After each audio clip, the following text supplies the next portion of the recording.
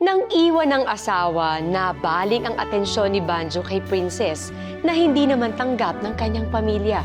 Kaya pa bang magtiis ni Princess para tanggapin siya ng mga anak ni Banjo? Mabubuo pa kaya ang nawasak niyang pamilya? Tutok na sa pagpapatuloy ng kwento ng tadhana.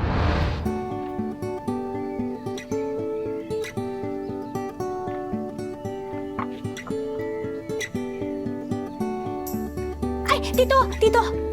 Ayan na nga po yun. Aanhin mo ba gayring mga bote ko ng lambanog, ha? Kung kayo ay babarek, ay magyayakag naman kayo. Ito na rin po pala yung pinapagawa niya. O, ayan. Oo, talaga. Ano bang nangyayari din eh? Alam ko naman kasing mahina ang kita ng lumihan at medyo nalulugi na ang negosyo mo. Kaya naman nakaisip ako ng paraan kung paano dumami ang tao dito. Yan ay kung papayag ka. Ay, ano ba ang plano mo?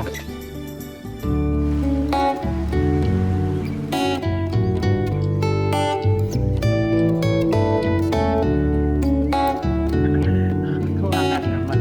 Aba? Hala, Ano nangyari? ang ganda. Ang ganda. Wow! Ang ganda ng gayak! Ang ganda, ate. Parang naiibang lumihan. Ay, bakit nagkaganire? Ang ganda. Nakakatuwa!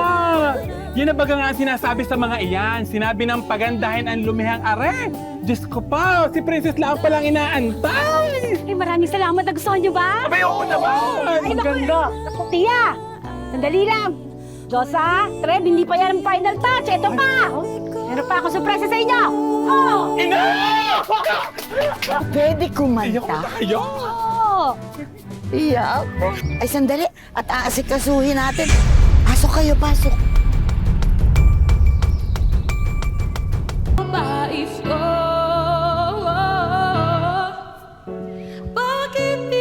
Ay, siya! Ang ganda din eh. Tanong ng aking puso. Ang ganda. Yes! Okay ba? Ay, kagaling naman. Siya, ay magpalamig ka na muna. Asas! Maraming salamat naman dyan. Huwag mo na ako problemahin. O, sino susunod? Sino susunod? Madali lang, pipili lang. Itong pala. mga Pipindot magagandang babaeng ito. Ba't hindi naman kayang Ay, sumuko? ayan na, ayan na. Magagandang dilag. Sige na! Ay, Josa, dito mo yan ilagay. Nakaready na. Ano yun? Ano yun? Ano nangyari? Ano? Ano? Ano bang nangyari din eh? Aray, ang init! Ang init! Ano ko po? Ano ka nangyari? Ano nangyari? Ano nangyari? Wala ka ng init! Inaano ba kita? Gusto ko lang naman tulungan ang lumihan nyo. Inaano ba kita? Eh, ba't ka ako sinisisi mo? Ikaw dyan yung pahara-hara? Amber, pumarinig ka nga.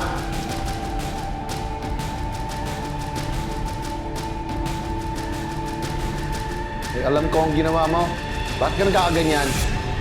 Ano naman nung ayaw ko sa babaeng yan? Katagal-tagal na din eh, di pa naalis. At ayaw niyo pa umamin eh. Kayo itong nagbabahay-bayan din eh. Okay, sige mo! Saktan niyo na rin ako! Dahil sa haliparot na yan, nagkakaganiri tayo.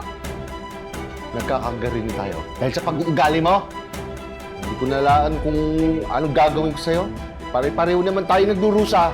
Eh bakit binubuntun mo yung galit mo kay Princess? Hindi mo ba alam na siya ang tumulong sa akin sa Amerika para makita mama mo? Eh, naiiwi niyo ba kasi, Mama? Hindi naman, di ba? At yan? Yan pang isasama niyo pagparito? Alam mo bang nawala siya ng trabaho? Dahil sa akin, ito na ang buhay natin. Wala na kayo, mama! Kumapit ka lang.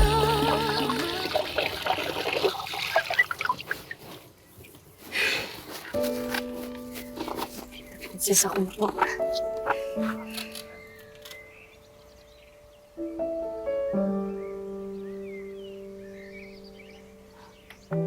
Salamat. Alam mo, sa Amerika, Ang tanging motivation lang ng papan mo ay ikaw. Saka si Trev. Para hanapin ang mama niyo. Kahit hirap na hirap siya. Mahal na mahal kayo ng papa niyo.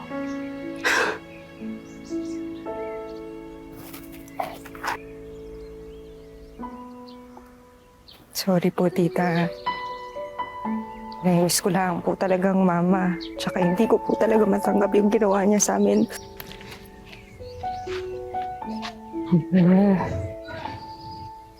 Naniniwala ako. Malalagpasan niyo to bilang isang pamilya. Basta, magkapit-kapit lang kayo sa isa't isa. Huwag lang kayong bibitaw. Kasi naniniwala ako sa pagmamahalan ninyo. Sa bawat isa. Sorry po talaga.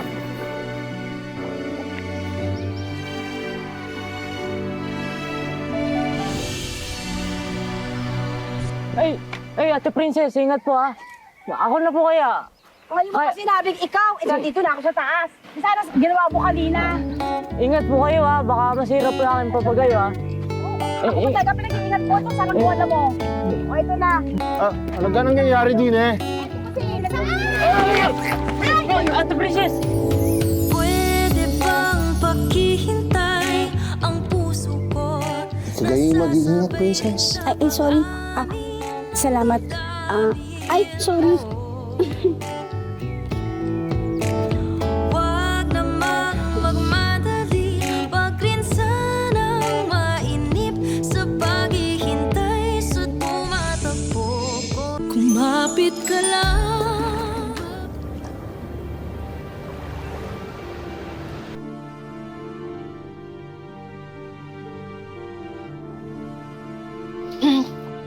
Charles, I've made some arrangements to visit my children in Philippines. What?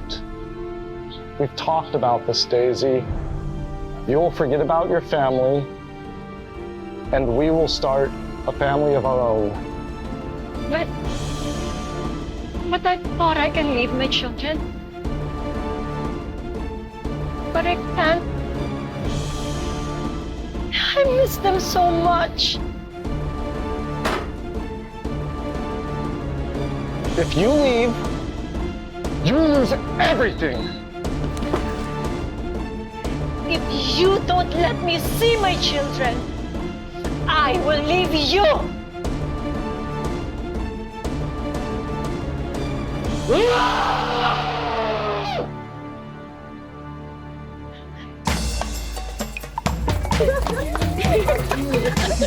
Ang saya-saya naman pala dito sa Labayok Festival! Ay, siyang tunay. Ay, ang araw na ito ay pasasalamat namin sa biyayang nakukuha sa Lambanaog, sa Palayok, at sa dagat ng bayan ng San Juan. At ang nanalo sa ating Lambayog Festival Patrick Contest ay contestant number 2! Di mo pa alam ikaw?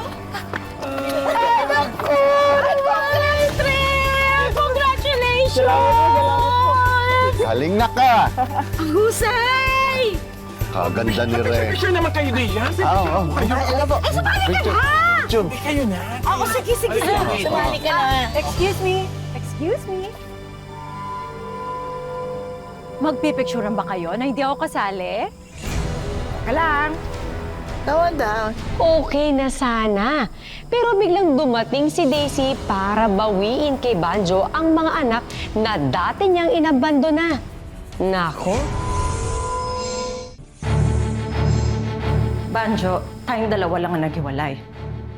Pero ako pa rin ang ina ng mga anak ko. Like, matapos mo kaming iwan bigla ka nasusulpot. Mga anak, patawarin ninyo ako kung nakipaghiwalay ako sa papa ninyo. Pero ang pagmamahal ko sa inyo hindi nagbabago. Nandito na ako. Mabawi ako sa inyo.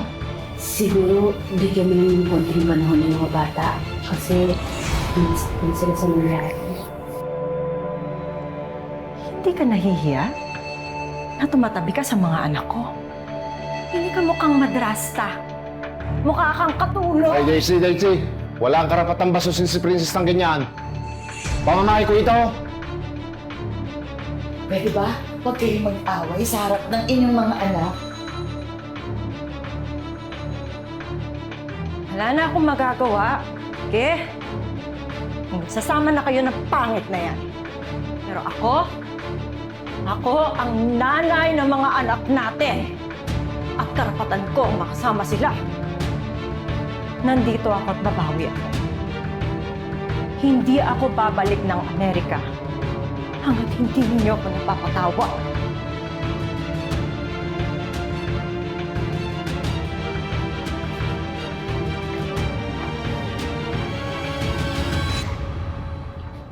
Sa susunod na araw, mag-a-outing tayo, ha? Doon tayo sa resort na pinagsistayan ko. Alala mo dati, hindi tayo nakakapunta doon dahil hindi natin tayo magbayad. Kaya doon lang tayo nagsiswimming sa tabi ng palang isdaan. Banjo, sumama ka na rin. Pati ko kayo, Nay. Eh, madami akong gawain din sa lumihan. Sige, at ako'y mauna na muna. Princess, sumama ka na rin, ha? Para naman may mga taga-buhat kami ng gano'n.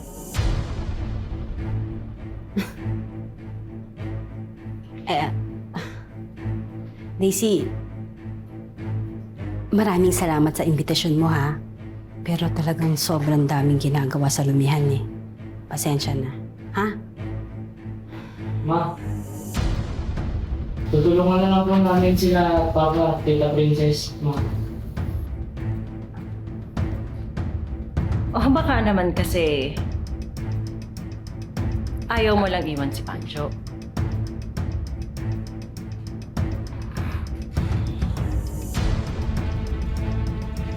Sa bagay, sa itsura mong yan, alam mo, ang swerte mo na meron pang pumatol sa'yo. Ano bang problema mo sa akin, ha? Ang problema ko, yung etal mo! Tama na! Sobra ka na eh! Nagtitimpi ako sa'yo! Tita, yung etal na! Gusto! Tama na!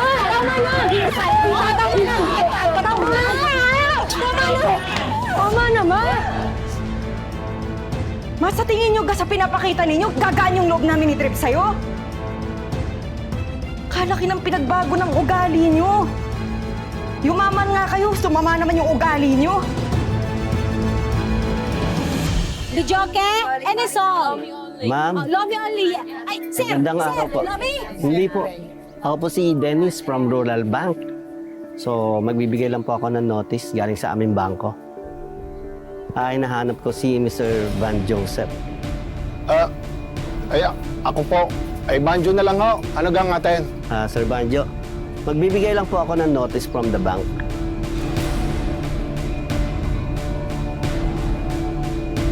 Abiso po yan na kapag hindi nyo po nabayaran ang inutang nyo sa aming bangko, mapipilitan po kaming kunin po ang lupa na tinitirikan ng inyong lomihan. Ha? Anak, hindi kaya yan yung ginamit mo papuntang Amerika?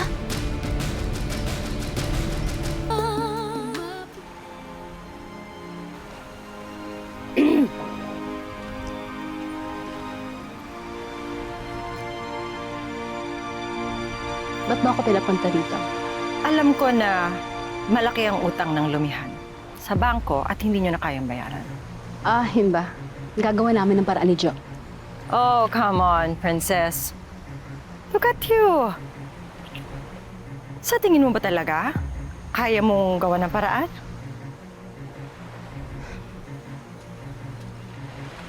Hindi mo pa rin sinasagot yung tanong ko. Bakit mo ba talaga ako pinapunta rito, ha? Babayaran ko ang lahat ng utang mo sa bangko. Babayaran mo? Tanong ka pala. Hindi babalik ang loob ng mga anak ko sa akin hanggang nandyan ka. Ang gusto ko, mawala ka sa buhay nila.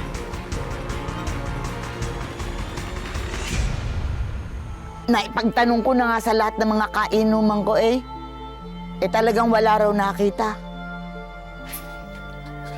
Saan naman kaya napunta yun? Tinignan ko yung mga gamit niya raon Wala na rin Hindi po kaya nasaktan siya sa panlalait ni Mama? Kaya po siya umalis?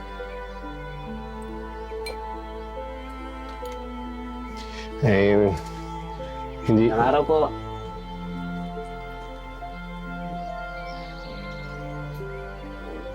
Sir, wala pa akong pambayad Huwag ko kayo mag-alala. May nag-settle na po ng utang nyo sa bangko.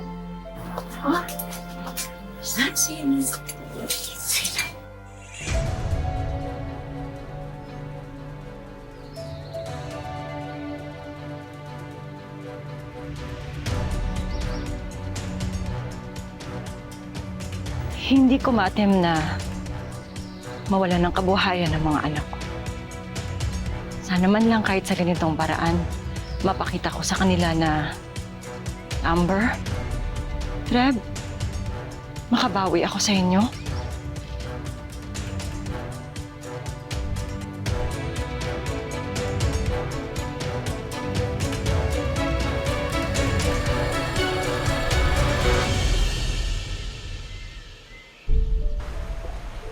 Thank you.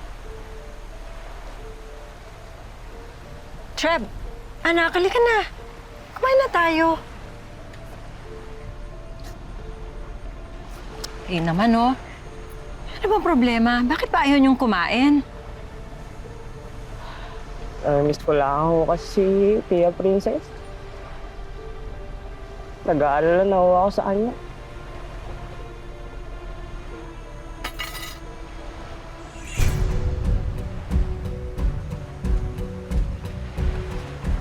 Princess na naman! Ano bang meron yung tsaka na yon, ha? Hindi nyo naman kadugo yun! Ako! Ako ang nanay nyo! Abay ma, siyempre. Napalapit na si Treb kay Tita Princess. Siya ang pumalit sa responsibilidad mo nung pinagpalit mo kami sa kano.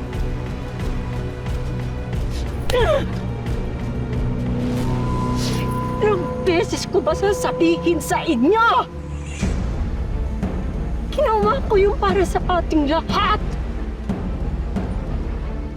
Pasensya ka na ma, ha? Pero hindi yun gayon kadali.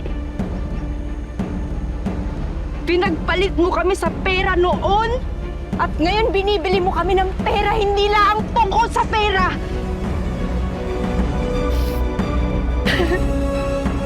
Hindi pa rin sumasagot sa mga tawag ko si Princess, Nay.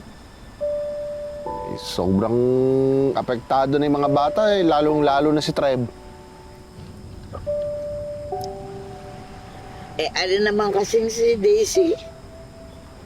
Masakit din magsalita. Kaya. Pero huwag kang mag-alala.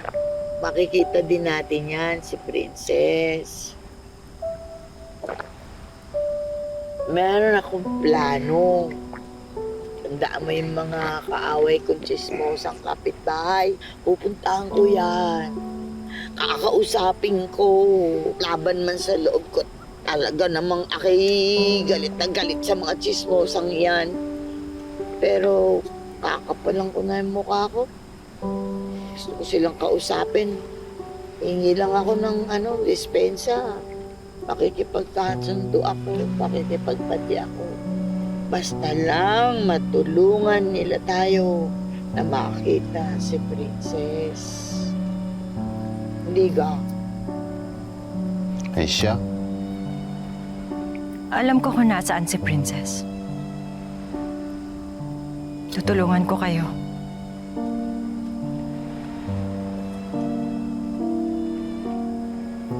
Alam ko na nasira ko yung pamilya natin noon. Dahil puro sarili ko lang iniisip ko. Pero ngayon, gusto ko nang gawin yung tama. Gusto ko maging maayos yung pamilya mo. Kahit na hindi na ako kasama doon.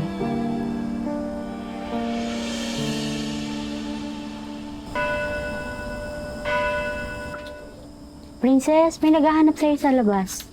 Po? May naghahanap sa'yo.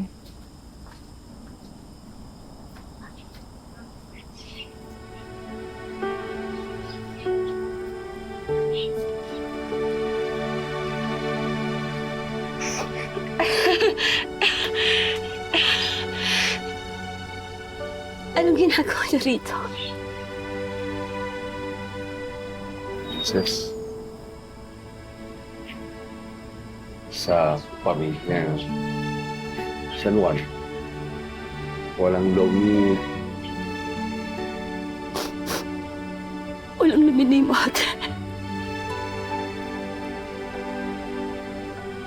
Walang lomi.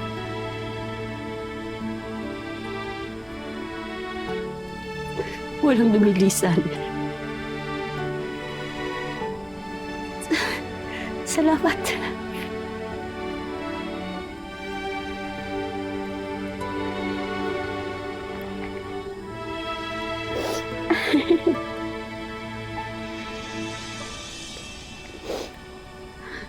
Natanggap ko na ang desisyon ng mga bata.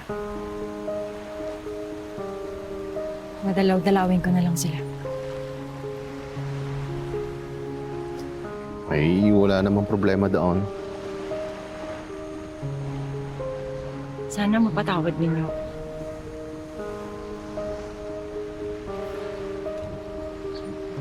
Bigyan mo lang sila ng tamang panahon. Sana mapatawad mo rin ako.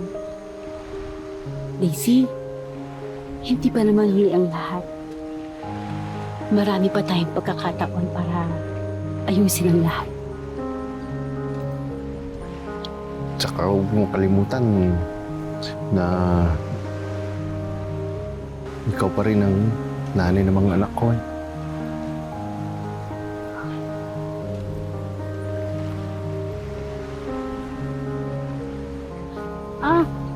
Treb! Treb! Amber!